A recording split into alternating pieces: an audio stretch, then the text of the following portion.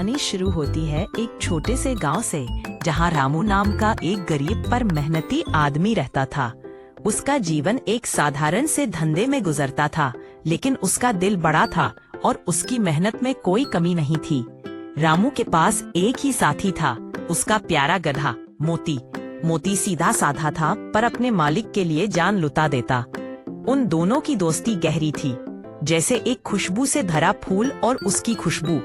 रामू रोज सुबह मोती को लेकर लकड़ियां बेचने जाता, जिससे बस गुजारा ही हो पाता।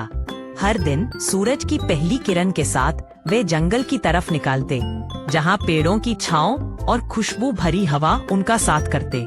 लेकिन रामू के दिल में एक छोटी सी कमी थी।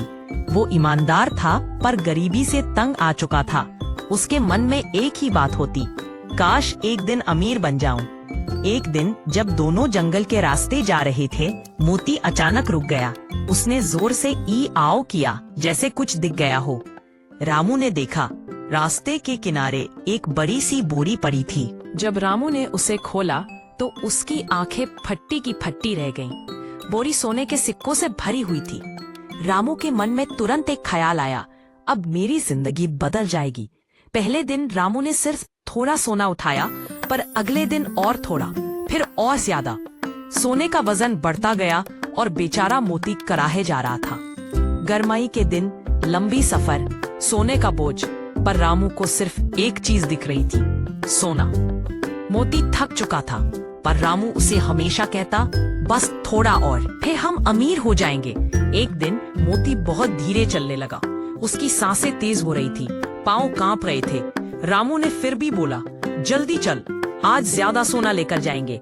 और तभी मोती जोर से धड़ से जमीन पर गिर गया, बेहोश। रामू घबरा गया, पानी लाया, हवा की, पर मोती हिल भी नहीं रहा था। उस वक्त पहली बार रामू को समझ आया कि जिस साथी ने उसका सालों साथ दिया, वो उसकी लालच की वजह से टूट गया।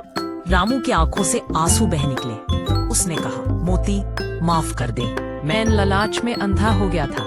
थोड़ी देर बाद मोती ने अपनी आंखें खोली। रामू खुशी से रो पड़ा।